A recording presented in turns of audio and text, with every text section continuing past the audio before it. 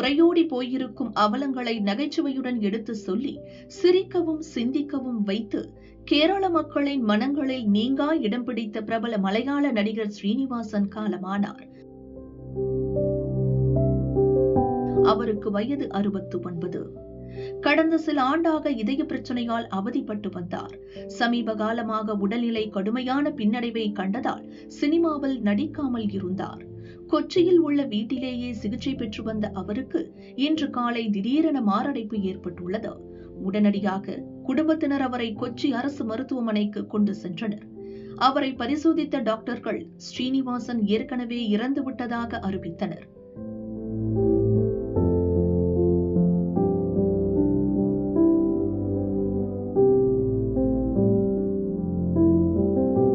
நடிகர், இயக்குனர், வசனகர்த்தா என பன்முக திறமை கொண்டவர் ஸ்ரீனிவாசன்.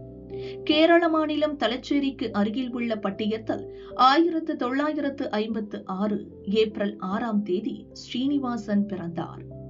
பொருளாதாரத்தில் இளங்கலை பட்டம் படித்த ஸ்ரீனிவாசன் சென்னையில் உள்ள தமிழ்நாடு திரைப்பட கல்லூரியில் சேர்ந்து திரைப்பட பயிற்சி படிப்பு படித்து முடித்தார். 1977ஆம் ஆண்டு P.A. பக்கரின் மணிமுழக்கம் என்ற மலையாள படம் மூலம் ஸ்ரீனிவாசன் சினிமாவில் அறிமுகமானார். 48 ஆண்டுகளில் அவர் 225 படங்களில் நடித்துள்ளார்.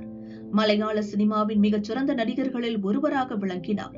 தமிழில் த்ரிஷா நடித்த லேசா லேசா, பார்த்திபனின் புள்ளக்குட்டிக்காரன் உள்ளிட்ட படங்களில் நடித்துள்ளார். பல மலையாள படங்களுக்கு கதை, திரைக்கதை ஆசிரியராக ஸ்ரீனிவாசன் பணியாற்றியுள்ளார். நடிகர், திரைக்கதை ஆசிரியராக கலக்கிய ஸ்ரீனிவாசன் 1980களின் இறுதிகளில் இயக்குனர் அவதாரம் எடுத்தார்.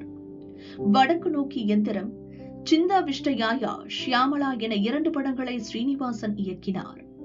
மலையாள திரையுலகம் காலத்திற்கும் பேசும் அளவிற்கு அவ்விரு படங்களை இயக்கி தேசிய விருதையும் மாநில அரசுகளின் விருதுகளையும் அள்ளி குவித்தார்.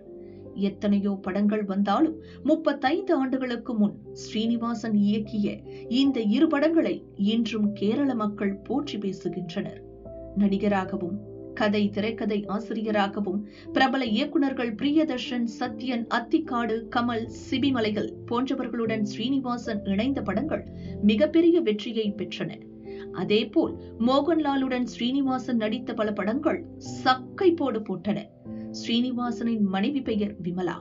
இவர்களுக்கு வினீத் ஸ்ரீனிவாசன், தயான் ஸ்ரீனிவாசன் என 2 மகன்கள் உள்ளனர்.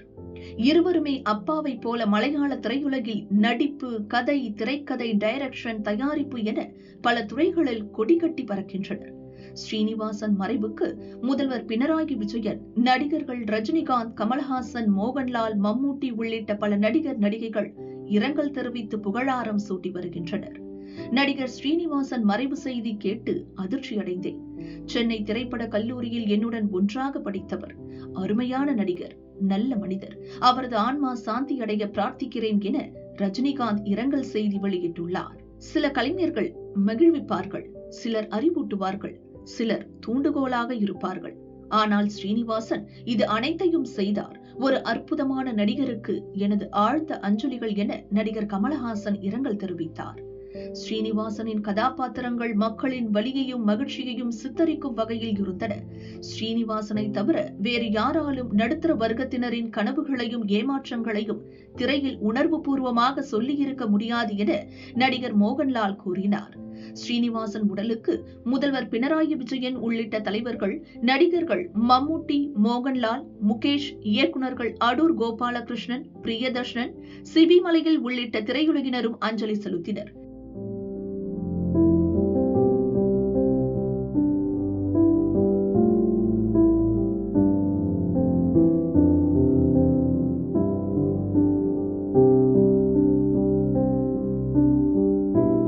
நடிகர் ஸ்ரீனிவாசன் விமலாவை காதல் திருமணம் செய்தார். 1974 விமலா கண்ணூரில் உள்ள கல்லூரியில் படித்தபோது பஸ் ஸ்டாப்பில் நின்றிருந்தார். அங்கு விமலாவை பார்த்ததும் காதலிக்க துவங்கினார். 10 ஆண்டுகள் காதலித்த பிறகு 1984 திருமணம் செய்தனர். பெற்றோரின் எதிர்ப்பை மீறித்தான் இவர்கள் திருமணம் நடந்தது. அப்போது ஸ்ரீனிவாசன் கையில் பணம் இல்லை. மம்மூட்டியை பார்த்து 2000 ரூபாய் கடன் கேட்டார். பணம் தர சம்மதித்த மம்மூட்டி, கல்யாணத்துக்கு நானும் வருவேன் என்றார்.